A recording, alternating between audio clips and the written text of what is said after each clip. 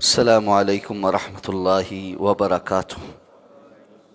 ان الحمد للہ رب العالمین والعاقبۃ للمتقین والصلاة والسلام علی سید الانبیاء والمرسلین نبینا محمد وعلی آلہ واصحابہ ومن تبعہم بإحسان الی یوم الدین۔ الحمد للہ الذی ہدانا لہذا وما کننا لنہتدی لولا ان ہدانا اللہ۔ رب اشرح لی صدری ویسر لی امری واحلل عقدۃ من لسانی یفقہوا قولی۔ اللہم انفعنا بما علمتنا وعلمنا ما ينفعنا وزدنا علما۔ اللہ تعالیٰ کے فضل و احسان سے سورہ النساء کی آیت نمبر 126 تک ہمارا سبق مکمل ہو چکا ہے۔ آیت نمبر 127 اور 128 انشاءاللہ آج ہم تلاوت کریں گے۔ اعوذ باللہ من الشیطان الرجیم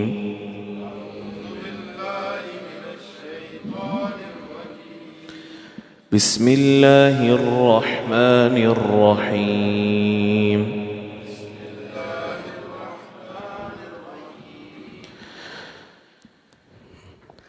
ومن احسن دینا وَيَسْتَفْتُونَكَ فِي النِّسَاءِ وَيَسْتَفْتُونَكَ فِي النِّسَاءِ قُلِ اللَّهُ يُفْتِيكُمْ فِيهِنَّ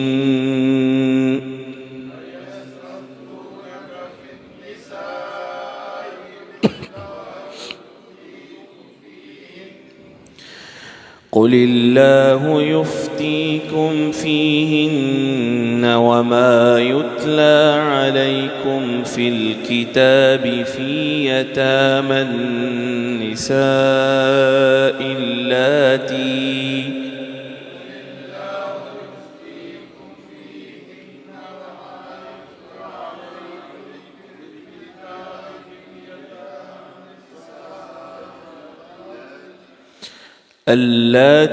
لا تؤتونهن ما كتب لهن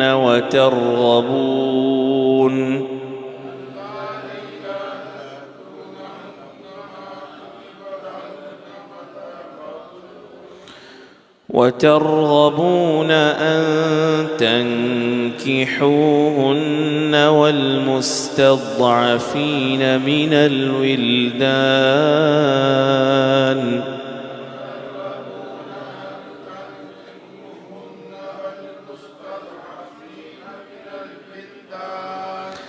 وأن تقوموا لليتامى بالقسط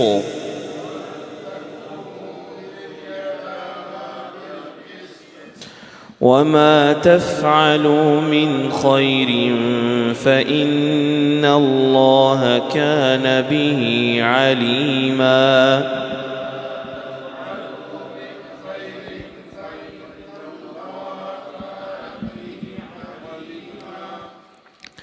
وإن امرأة خافت من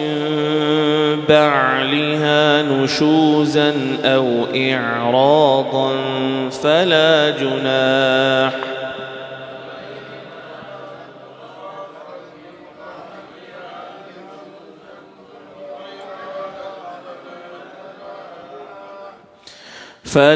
جناح عليهما أن يصلحا بينهما صلحا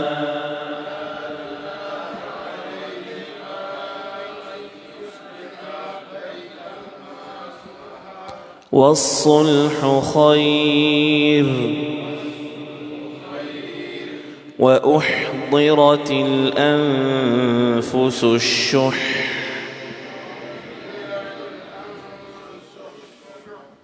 وإن تحسنوا وتتقوا فإن الله كان بما تعملون خبيرا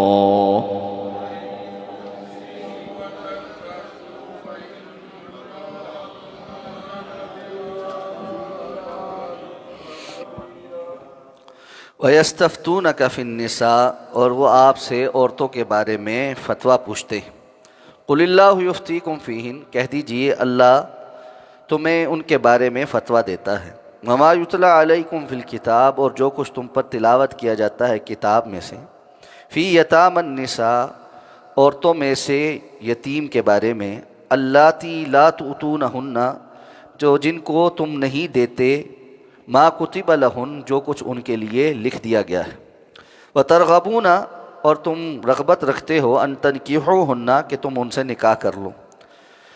والمستضعفین من الولدان، اور ان کے بارے میں جو لڑکوں میں سے کمزور ہیں، وان تقوموا للیتامى بالقسط، اور اس بارے میں کہ تم یتیموں کے معاملے میں انصاف کے ساتھ کھڑے رہو، وما تفعلوا من خیر، اور تم خیر میں سے جو بھی کرتے ہو، فإن اللہ کان بہ علیما، تو یقیناً اللہ تعالیٰ اس کے بارے میں ہمیشہ سے بڑا علم رکھنے والا ہے۔ وإن امرأة خافت من بعلها نشوزا، اور اگر کوئی عورت اپنے شوہر سے زیادتی کا خوف رکھے، او اعراضا، یا بے رخی کا، فلا جناح علیہما، تو ان پر کوئی گناہ نہیں، ان یصلحا بینہما صلحا، کہ وہ آپس میں صلح کر لیں، کسی بھی طرح صلح کرنا، والصلح خیر، اور صلح میں خیر ہے، واحضرت الانفس الشح، اور نفسوں کے اندر لالچ رکھ دیا گیا ہے، وَإِن تُحْسِنُوا وَتَتَّقُوا، اور اگر تم اچھے سے رہو اور تقوی اختیار کرو، فَإِنَّ اللَّهَ كَانَ بِمَا تَعْمَلُونَ خَبِيرًا، تو یقیناً اللہ تعالیٰ جو کچھ تم عمل کرتے ہو اس کے بارے میں بڑا ہی خبر رکھنے والا ہے۔ فرمایا کہ یہ آپ سے آ کر خواتین سے متعلق استفتاء کرتے ہیں، یعنی پوچھتے ہیں۔ اب یہاں سوال نہیں ذکر ہوا کہ کس بارے پوچھتے ہیں، لیکن آگے جو احکامات آ رہے ہیں ان سے پتہ چلتا ہے کہ کیا کیا پوچھ رہے ہیں۔ سورت کے ابتداء میں جو تیسری آیت ہے اس کے اندر اللہ رب العزت نے خواتین کے کچھ حقوق بیان کیے، خاص طور پہ وہ خواتین جو یتیم ہو جائیں اور بعد میں ان کا جو وارث ہے یا جو ولی ان کا سرپرست جو بنے وہ ان سے نکاح کرنا چاہے تو اللہ تعالیٰ نے اجازت دی کہ وہ نکاح کر لیں، لیکن اگر وہ ان کے حق ادا نہ کر سکے اور زیادتی کا شائبہ ہو کہ وہ کوئی ظلم زیادتی کرے گا یا ان کے مال کے حوالے سے ان سے انصاف نہیں کر سکے گا، تو پھر اس کو چاہیے کہ وہ اس کا نکاح کسی اور کے ساتھ کروا دے اور اس کا ولی بن جائے۔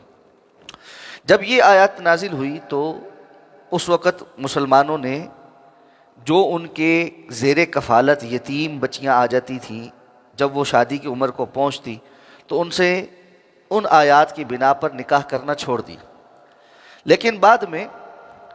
بعض ایسے حالات بھی آئے، ایسے کیسز بھی آئے جہاں پر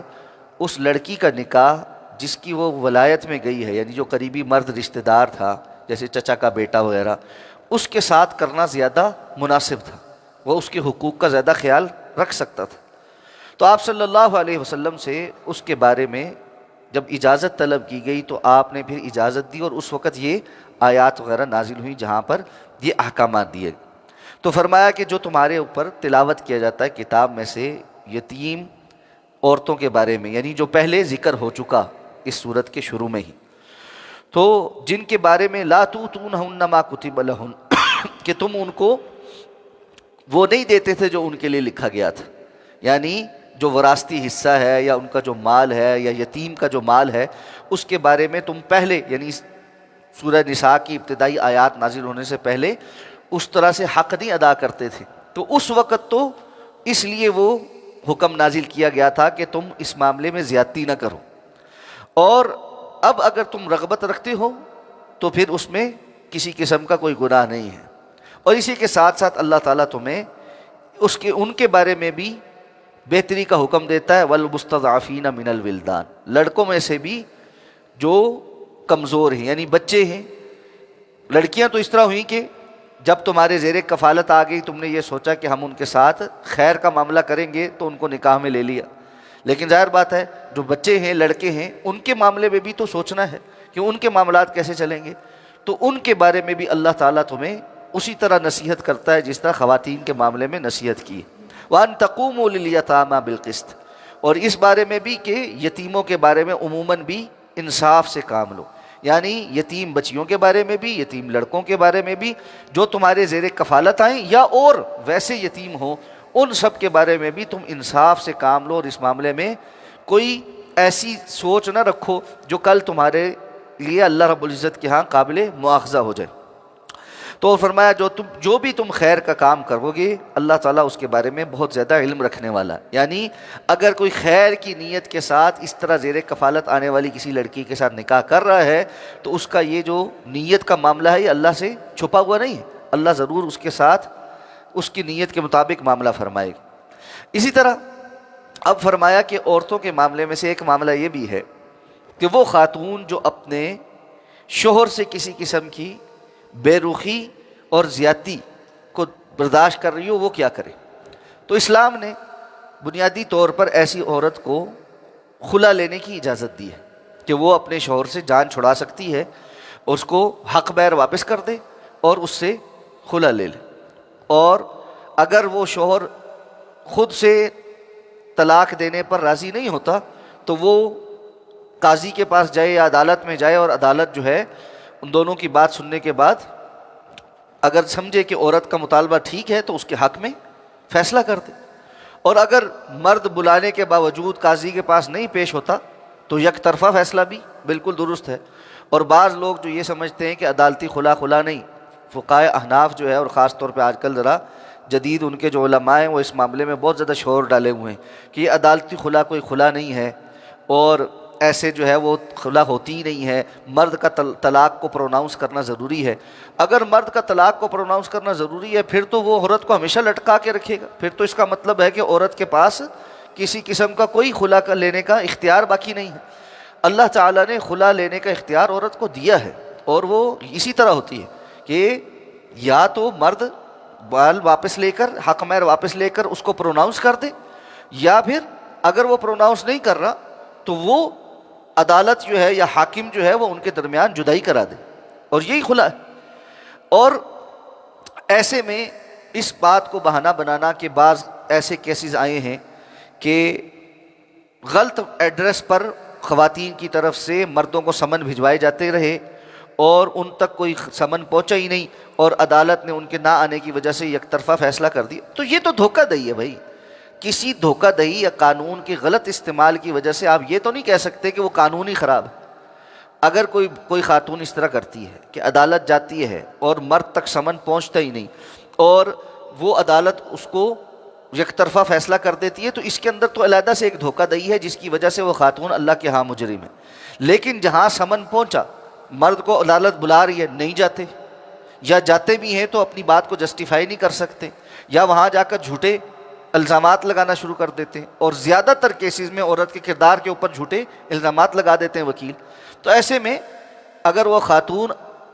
مرد سے اپنی جان چھڑانا چاہتی ہے اور عدالت اس کو خلا کی ڈگری دیتی ہے تو وہ بالکل درست خلا ہے اور عورت کو یہ حق حاصل ہے کہ وہ اپنی جان اس طرح چھڑا سکتی. لیکن اگر اس کو یہ نظر آئے کہ کسی بھی وجہ سے میرا اپنے شوہر کے ساتھ رہنے میں ہی حکمت ہے، جیسے بعض خواتین ایسی عمر کو پہنچ گئی کہ ان کا اب نئی جگہ بھی کوئی نکاح نہیں ہو سکتا کہ کوئی ان کے ساتھ نکاح کرنے میں رغبت نہیں رکھتا، اور پیچھے میکے میں بھی کوئی ایسا نہیں جہاں پر کوئی اس کو سنبھال سکے،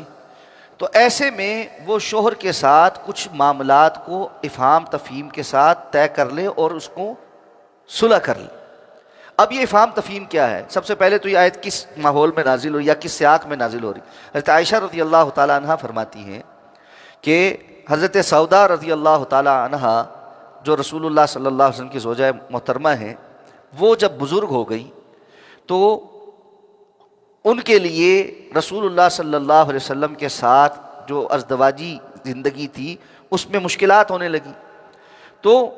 ایسے پہ ایک ذہن میں رسول اللہ صلی اللہ علیہ وسلم کا یہ ارادہ بنا کہ شاید کہ وہ سودا کو طلاق دے دے.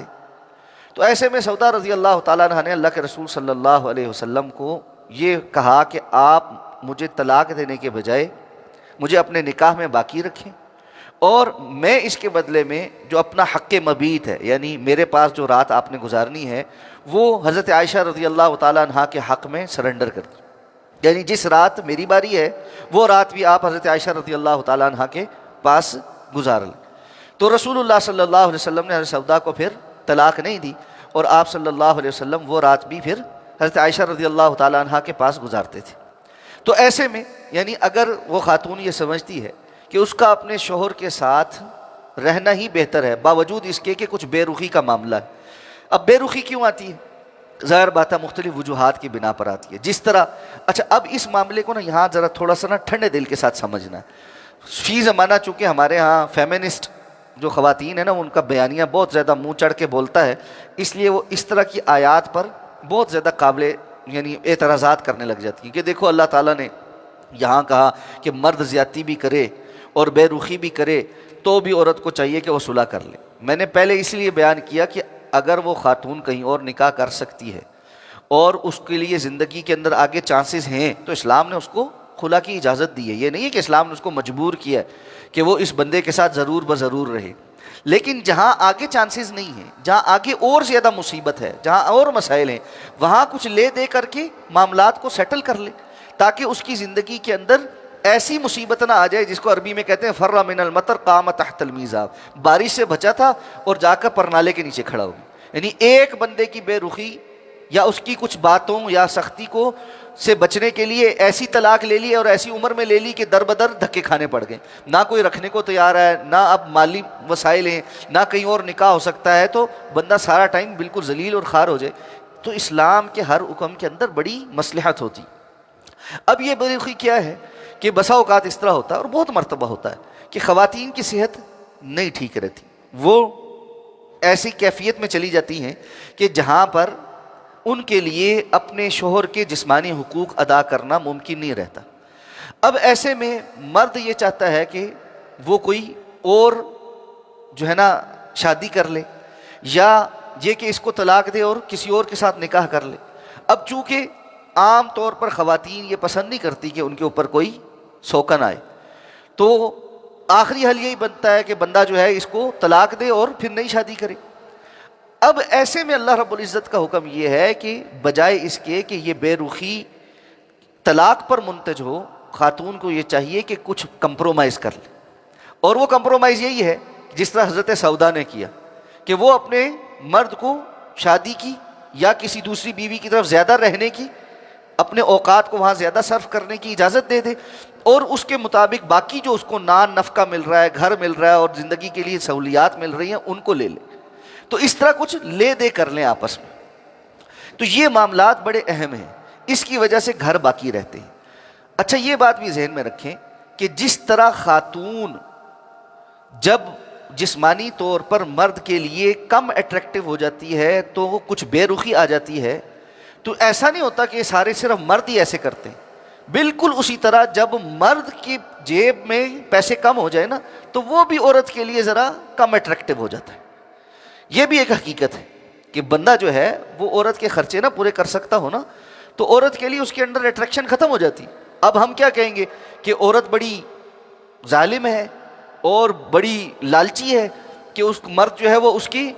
ضروریات پوری نہیں کر رہا اور وہ اس کی ویسے قدر نہیں کر رہی. ظاہر سی بات ہے گزارا کر رہی ہوگی وہ، لیکن دل میں وہ قدر، وہ محبت، اس طرح سے احترام اور اس کا خیال کرنا نہیں رہتا جو اس مرد کا خاتون کر سکتی ہے جو اس کی جملہ ضروریات پوری کرتا ہے. تو یہ اللہ نے فرمایا وَأُحْضِرَتِ الْأَنفُسُ الشُّحَّ. یہ جو ہے نا نفس انسان کا، اس کے اندر شح لالچ رکھ دی گئی ہے. تو مرد کے لیے کسی چیز میں لالچ ہے، عورت کے لیے کسی اور چیز میں لالچ ہے. تو یہ فطرت ہے جس کے اوپر اللہ رب العزت نے پیدا کیا ہے. یہاں رک کر نا ایک بات اور بھی مجھے اور آپ کو سمجھ لینی چاہیے، اور وہ یہ ہے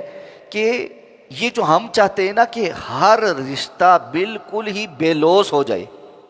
کہ جس کے اندر کوئی مطلب نہ ہو، ایسا نہیں ہوتا. یہ حقیقت نہیں ہے. یہ آئیڈیالزم جو ہے نا یہ دنیا میں کہیں وجود نہیں رکھتا. انسان کا اپنے اولاد کے ساتھ بھی جو تعلق ہے نا وہ کسی نہ کسی مطلب پر ہے. اگر دنیا داری کی بات کریں تو لوگ اس لیے اولاد پر انویسٹ کرتے ہیں کہ کل کل کو بڑے ہوں گے ہمارے دست و بازو بنیں گے. بندہ مومن یہ سوچتا ہے کہ دست و بازو بھی بنیں گے اور سب سے بڑھ کر صدقہ جاریہ بنیں گے، کل کو ہمارے لیے خیر کا باعث بنیں گے. اور انسان اپنی زندگی میں اولاد کو کے اوپر اس لیے خرچ کرتا ہے کہ اس کی گھر میں ایک رونق ہے، اس کی زندگی میں ایک رشتے کا اضافہ ہے. اگر یہ ساری چیزیں نہ ہوں اور اولاد آگے سے بگڑ جائے اور ماں باپ کی حق پوری نہ کرے تو کیا بندہ، ماں باپ اس وقت بھی اولاد سے اتنی محبت کرتے ہیں. ظاہر بات ہے ماں باپ جیسا رشتہ بھی نافرمان اولاد کے ساتھ ویسی محبت نہیں کرتا جیسی فرما بردار کے ساتھ کرتا ہے. ہر رشتہ کچھ نہ کچھ مطلب کے ساتھ ہی جڑا ہوتا ہے۔ میاں بیوی کا رشتہ اس معاملے میں اور زیادہ مطلبی ہے کہ وہ زندگی کے اندر ایک دوسرے کے پارٹنر بنتے ہیں۔ تو اس پارٹنرشپ میں مرد کے پاس مال ہے پیش کرنے کے لیے اور عورت کے پاس جسمانی سکون ہے پیش کرنے کے لیے۔ یہ بڑی فطری سی بات۔ اگر کوئی اس کو مینوپولیٹ کرے، اگر کوئی اس میں چونکہ چکاچے کرنے کی کوشش کرے تو جتنا مرضی کر لے، ورنہ یہ دنیا کی مسلمہ حقیقت ہے کہ ایک مرد ایک خاتون کے ساتھ اور ایک خاتون ایک مرد کے ساتھ یہ رشتہ اسی وجہ سے قائم کرتے ہیں۔ ہاں یہ بھی صحیح ہے کہ عورت کے لیے بھی جسمانی ضرورت ہے اور مرد کے لیے بھی مالی ضرورت ہے، اس لیے اللہ کے رسول نے یہ بھی فرمایا کہ بعض عورتوں سے ان کے مال کی وجہ سے جو ہے وہ شادی کی جاتی ہے، ان کے حسب نسب کی وجہ سے شادی کی جاتی ہے، ان کی خوبصورتی کی وجہ سے شادی کی جاتی ہے اور ان کے دین کی وجہ سے شادی کی جاتی ہے۔ تو یہ دونوں طرف یعنی دونوں چیزیں پائی جاتی ہیں، لیکن جو غالب اکثریت ہے وہ رشتے میں کیا ہے کہ مرد کے پاس مال ہوتا ہے اور عورت کے پاس جسمانی سکون ہوتا ہے، اور اس دونوں کو علیحدہ علیحدہ ایک لیول پر ضرورت ہے، تو اس کی وجہ سے یہ شریک حیات بن جاتے ہیں۔ اور دنیا پوری کا قانون اسی بات پر چلتا ہے کہ جو لوگ آپس میں انٹریکشن میں ہوتے ہیں، کسی بھی تبادل میں ہوتے ہیں، ایک کے پاس ایک چیز ہوتی ہے، دوسرے کے پاس دوسری چیز ہوتی ہے، اور وہ اپنی ضروریات کے مطابق اس کا تبادلہ کرتے ہیں، تو تعلق قائم رہتا ہے۔ جس دن بندہ کسی سے اس کی ضرورت کی چیز سے بے رغبت ہو جائے تو تعلق ختم ہو جاتا ہے۔ ملکوں کے تعلقات بھی ختم ہو جاتے ہیں، قبائل کے تعلقات بھی ختم ہو جاتے ہیں، اور آرگنائزیشنز کے تعلقات بھی ختم ہو جاتے ہیں، اور افراد کے تعلقات بھی ختم ہو جاتے ہیں۔ جب مجھے آپ کی ضرورت نہیں، آپ کو مجھے ضرورت نہیں، تو سانو ایک دوسرے کا مٹھا مارنے کی لوڑ ہے۔ دیکھیں ہم ایک بندہ یہ کہے گا کہ فی سبیل اللہ ہوتا ہے، تو فی سبیل اللہ کے اندر بھی تو ایک چیز ہے نا، اللہ رب العزت کی رضا، اللہ رب العزت کی خوشنودی، آخرت کا اجر، یہ بہت بڑا انسینٹیو ہے۔ مومن کے لیے تو اصل انسینٹیو ہی یہ ہے، دنیا کے انسینٹیو تو سارے ختم ہو جانے، آخرت کا انسینٹیو تو ہمیشہ رہنا ہے۔ تو میرا اور آپ کا یا کسی اور کا آپس میں اللہ کی خاطر بھی تعلق ہے تو وہ اسی بنیاد پر ہے، حتیٰ کہ انسان کا اپنے رب کے ساتھ تعلق بھی مطلب کئی ہے، رب کے ساتھ تعلق بھی مطلب کئی ہے۔ بندہ اللہ کی عبادت کرتا ہے اللہ کی رضا کے لیے، اللہ کی نافرمانی سے ڈرتا ہے اللہ کے غضب سے بچنے کے لیے، جنت کے حصول کے لیے، جہنم سے بچنے کے لیے۔ اللہ کا خالق کا اپنی مخلوق کے ساتھ تعلق بے رغبتی کا، واحد تعلق جس ذات کا بے رغبتی کا ہے وہ خالق کا ہے، کیونکہ اس کو ہماری عبادت سے کسی قسم کی کوئی بادشاہت میں اضافہ نہیں، اور ہمارے کسی نافرمانی سے اس کی بادشاہت میں کوئی کمی نہیں، اس لیے وہ اللہ الصمد ہے، وہ بے نیاز ہے، باقی کوئی بے نیاز نہیں۔ اس لیے حضرت عمر رضی اللہ تعالیٰ عنہ کے دور میں حضرت عمر تک یہ واقعہ پہنچا کہ ایک شوہر نے اپنی بیوی کو کہا کہ تم مجھے یہ بتاؤ تم مجھ سے محبت کرتی ہو؟ اس نے کہا کرتی ہوں۔ تو اس نے کہا کہ نہیں تم قسم اٹھا کر کہو کہ تم مجھ سے محبت کرتی۔ تو اس نے کہا میں جھوٹی قسم نہیں اٹھاتی۔ معاملہ بگڑ گیا کہ یہ بیوی ہے میرے سے محبت ہی نہیں کرتی، اور بات طلاق تک پہنچ گئی۔ تو حضرت عمر تک جب بات پہنچی نا، حضرت عمر نے لوگوں کو کہا کہ بھائی کوئی بندہ کسی دوسرے کو اس قسم کے معاملات میں قسمیں نہ دے، گھر ان چیزوں پر نہیں قائم رہتے، اللہ کے خوف پر اور آپس میں معاشرت کے معاملات کی وجہ سے قائم رہتے۔ کتنی ہی مرتبہ آپ دوسرے کے ساتھ اس لیے رہ رہے ہوتے ہیں کہ آپ کے معاملات اس ترتیب میں چل پڑتے ہیں، اولاد ہو گئی، گھر بن گیا، معاملات ہو گئے، سب کچھ ہو گیا، اس کی وجہ سے عورت مرد کو برداشت کر رہی ہوتی ہے، مرد عورت کو برداشت کر رہا ہوتا ہے، وگرنہ وہ جو ایک دل کی کیفیت ہے جس کو آپ کہیں سو کالڈ کہیں جی بڑی محبت ہے اور اٹریکشن ہے، وہ ایک خاص حد کے بعد ختم ہو جاتی ہے۔ اور انسان کی دنیاوی فطرت بھی ایسی ہے کہ جو چیز اس کو میسر آ جاتی ہے وہ اس کے پاس سے جو اس کی افادیت ہے یا اس کی جو قدر ہے وہ کھو دیتی ہے۔ جب تک کوئی کسی کو نہیں ملا وہ اس کی آس میں لمبے چوڑے باتیں کرتا رہتا۔ تو وہ کسی نے کہا کہ جس بھی شاعر کو اس کی محبوبہ جو ہے نا وہ نکاح کی صورت میں مل گئی، اس نے کبھی بعد میں بیوی کے قصیدے نہیں پڑھے نہ لکھے، لیکن جو محبوبہ نہیں ملی جس کے فراق میں رہا ساری زندگی شعر لکھ لکھ کے صفحے کالے کرتا رہا۔ تو جو میسر آ جائے اس کی قدر نہیں ہوتی، اور جو نامیسر آئے اس کے پیچھے بندہ جو ہے نا فراق میں آہیں بھرتا رہتا ہے۔ یہ انسان کی فطرت ہے۔ اس لیے اپنی زندگی کو جس قدر انسان گراؤنڈ ریالٹی پہ رکھے اتنا آسانی پہ رہتا ہے۔ تو اللہ تعالیٰ جو شریعت نازل کرتے ہیں نا وہ گراؤنڈ ریالٹیز کے مطابق نازل کرتے ہیں۔ اللہ تعالیٰ شریعت کے احکامات انسانی فطرت کے مطابق عطا فرماتے ہیں۔ اللہ تعالیٰ کسی کے فلسفوں کو نہیں جانتا، اللہ کو کسی کے فلسفوں کی ضرورت ہے، اور نہ ہی اللہ رب العزت لوگوں کے آئے روز کے جو فلسفے بدلتے ہیں، کبھی کچھ تھے آج کچھ ہے کل کو کچھ اور ہو جائے گا، ان فلسفوں کی بنیاد پر اللہ کے دین کو نازل کرتے ہیں۔ اللہ تعالیٰ جس فطرت پر انسان کو پیدا کیا ہے، جس پر اس کی بقا ہے، اس کے مطابق نازل کرتے ہیں۔ تو وہ کیا ہے کہ اگر کہیں اس قسم کا معاملہ ہو جائے اور وہ بے رخی اس بنیاد پر ہے کہ کچھ ضرورتیں پوری نہیں ہو رہی اور وہ آپس میں ایک دوسرے کی کچھ ضرورت پوری نہیں کر پاتے، تو پھر ایک دوسرے سے کچھ لے دے کر کے صلح کر لے۔ والصلح خیر، اور صلح میں ہمیشہ خیر ہی ہوتی ہے، اور نفسوں کے اندر لالچ رکھ ہی دیا گیا ہے۔ اور اس میں فرمایا وَإِن تُحْسِنُوا وَتَتَّقُوا، ساری بات کا خاتمہ کہاں پر آ رہا ہے؟ اگر تم اچھائی کرو، احسان کرو اور ڈرو تو اللہ رب العزت جو کچھ تم کر رہے ہو اس سے بڑا باخبر ہے۔ حکم اس بات کا ہے کہ ان معاملات میں احسان اور تقوی کا معاملہ کرو۔ ایک خاتون ہے جس نے تمہارے ساتھ زندگی بتائی ہے، اب عمر کے اس حصے میں وہ نہیں کوئی ضروریات پوری بھی کر سک رہی، تو اس کے ساتھ احسان والا معاملہ کرو۔ اللہ سے ڈرو کہ یہ معاملہ برعکس بھی تو ہو سکتا تھا۔ مرد کو اللہ نے جو جسمانی قوت دی ہے، کسی حادثے میں کسی بیماری میں وہ جا بھی سکتی تھی، تو احسان کا معاملہ کرو۔ ایک وقت گزار جو لیا ہے، ایک ہوتا ہے انسان کا پیک کا ٹائم، یعنی جب وہ نکاح کر رہا ہوتا ہے 20 25 24 سال 30 سال، اب جب زندگی گزر گئی 45 50 سال سے اوپر بندہ ٹپ جاتا ہے نا، پھر وہ والا معاملہ نہیں ہے۔ ٹھیک ہے اس کی ضرورت ہوتی ہے لیکن کچھ گزارا بھی چل جاتا ہے، تو ایسے میں اگر اس کو کچھ گزارا کرنا پڑ رہا ہے تو اس کو احسان کا معاملہ کرنا چاہیے۔ یہ ہر وقت مصیبت میں کھڑے رہنا، ہاں الا یہ کہ بندے کو واقعتاً ایسا مسئلہ پیدا ہو جائے جس کی وجہ سے اس کا ایمان خطرے میں، جہاں اس کو یہ ہے کہ اب بھی میں نے نکاح نہ کیا تو پھر میں بہت سارے مسائل کا شکار ہو جاؤں، تو ان سب چیزوں کو دیکھتے ہوئے اس کو فیصلہ کرنا چاہیے۔ وَإِن تُحْسِنُوا وَتَتَّقُوا فَإِنَّ اللَّهَ كَانَ بِمَا تَعْمَلُونَ خَبِيرًا، کہ اللہ بہت باخبر ہے۔ آگے مزید آئے گا کہ عدل کے معاملے میں کیا فیصلہ ہے، کیونکہ ہمارے ہاں یہ بھی ایک بڑا ٹاپک ہے کہ اللہ نے دوسری شادی کرنے میں عدل کا حکم دیا ہے، تو اس عدل کی ہم نے ایک اپنی ڈیفینیشن بنا لی، وہ عدل کیا ہے اس کے بارے میں بھی اگلی آیات میں ذکر ہو رہا ہے، کل بات کریں گے انشاءاللہ۔ سبحانک اللہم و بحمدک، اشہد ان لا الہ الا انت، نستغفرک و نتوب الیک۔ جی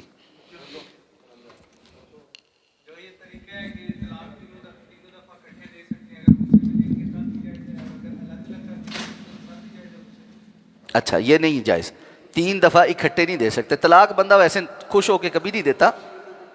لیکن طلاق ایک ہی دینی ہوتی ہے۔ یہ دوسری اور تیسری جو ہمارے ہاں دیتے ہیں، یہ کوئی بھی